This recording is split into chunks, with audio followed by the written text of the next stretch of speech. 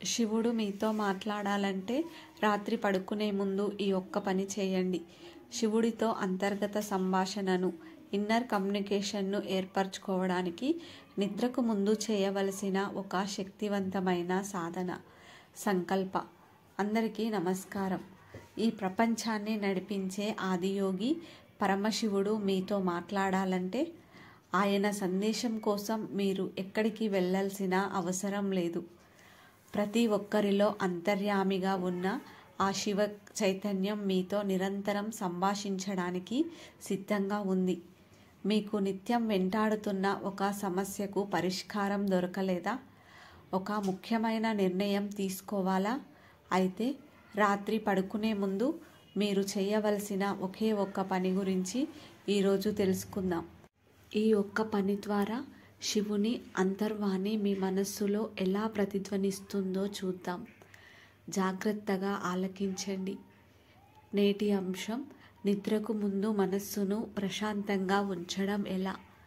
శివుని ధ్యానం లేదా చిన్న సంకల్పం యొక్క శక్తి. మీ అంతర్వాణి కలలు ద్వారా శివుడి సమాధానాలు ఎలా వస్తాయో తెలుసుకుందాం. శివ చైతన్యం అంతర్యామి. శివుడు అంటే ఎవరు? శివుడు కేవలం పర్వతంపై కూర్చున్న దేవుడు కాదు. ఆయన ఒక చైతన్యం, సమస్త సృష్టికి మూలం, తుది కూడా ఆయనే. ఆయన మనస్సులోనే ప్రశాంతంగా నిశ్శబ్దంగా ఉండే మూల స్వభావం.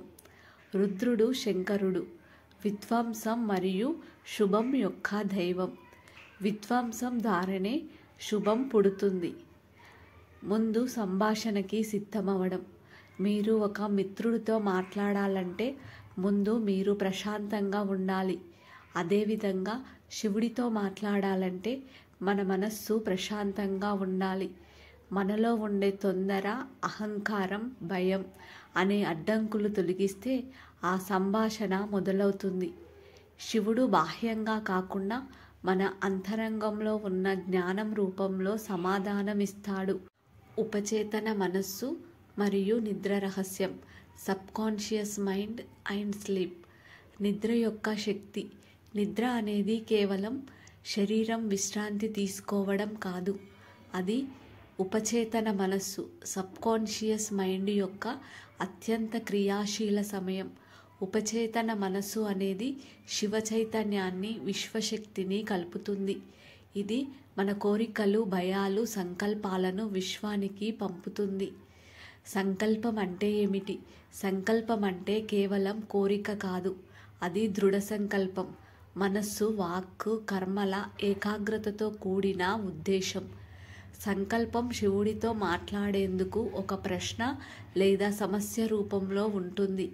ఉదాహరణకి, నేను ఈ సమస్యను ఎలా పరిష్కరించాలి, లేదా నా మార్గంలో సరైన నిర్ణయం ఏమిటి? శాంతంగా ఉండడం, బీయింగ్ కామ్. దీని యొక్క ప్రాముఖ్యత: కోపం, భయం, ఆందోళనతో పడుకుంటే మన ఉపచేతన మనస్సు ఆ నెగిటివ్ శక్తిని మాత్రమే పెంచుతుంది. అదే ప్రశాంతంగా ఉంటే మనస్సు తెరుచుకుంటుంది. అప్పుడు శివుని నుండి వచ్చే సమాధాన తరంగాలను, ఆన్సర్ వేవ్స్ స్వీకరించడానికి సిద్ధంగా ఉంటుంది. రాత్రి పడుకునే ముందు చేయవలసిన ఒక్క పని: ప్రిపరేషన్. పరిశుభ్రంగా ఉండాలి. పడుకునే ముందు కాళ్ళు, ముఖం కడుక్కొని శుభ్రమైన దుస్తువులు ధరించండి. ప్రశాంతమైన వాతావరణం ఉండాలి. బెడ్రూమ్లో టీవీ, ఫోన్ నుండి దూరంగా ఉండండి. లైట్లు తగ్గించండి. ఆసనం. పడుకునే ముందు పరుపు పైనే లేదా ధ్యానం కుర్చీలో నిటారుగా కూర్చోండి. శివధ్యానం ప్రశాంతత స్థితి. శ్వాసపై నియంత్రణ. నెమ్మదిగా, లోతుగా 10 సార్లు శ్వాస తీసుకోండి. శ్వాస తీసుకునేటప్పుడు ఓం అని, వదిలేటప్పుడు ఓం అని అనుకోండి. మీ కనుబొమ్మల మధ్య భాగం వద్ద ఒక చిన్న ప్రకాశవంతమైన నీలిరంగు లేదా తెలుపు వెలుగును ఊహించండి. ఇది శివలింగం లేదా శివుని రూపం కావచ్చు. మంత్రం: ఓం నమః శివాయ. ఈ మంత్రాన్ని 11 సార్లు నెమ్మదిగా జపించండి. ప్రతి జపం తర్వాత మనస్సును ఖాళీగా ఉంచండి. సంకల్పం: మీరు శివుడిని అడగాలనుకునే ప్రశ్నకు లేదా సంకల్పాన్ని ఒక్క వాక్యంలో స్పష్టంగా రూపొందించండి. ఉదాహరణకి, నా వ్యాపారాన్ని అభివృద్ధి చేయడానికి సరైన మార్గాన్ని నాకు చూపించండి.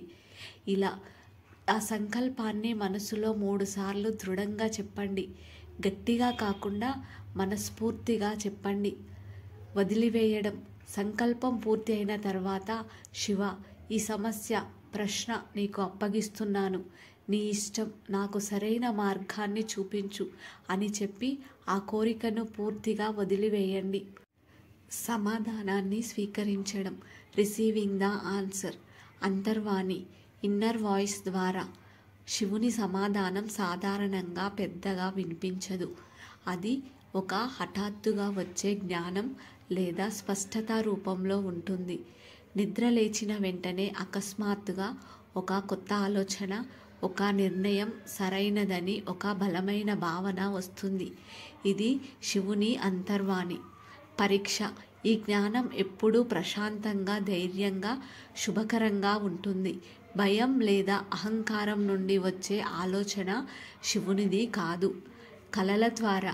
ఉపచేతన మనస్సు పనిచేస్తుండగా కలలు, చిహ్నాలు, సింబల్స్ మరియు మెసేజ్లుగా వస్తాయి. శివుని కలల చిహ్నాలు. శివలింగం, త్రినేత్రం, పాము, డమరుకం లేదా మీరు ఏదైనా పర్వతం ఎక్కుతున్నట్లు లేదా నీటిలో ప్రశాంతంగా ఉన్నట్లు. విశ్లేషణ.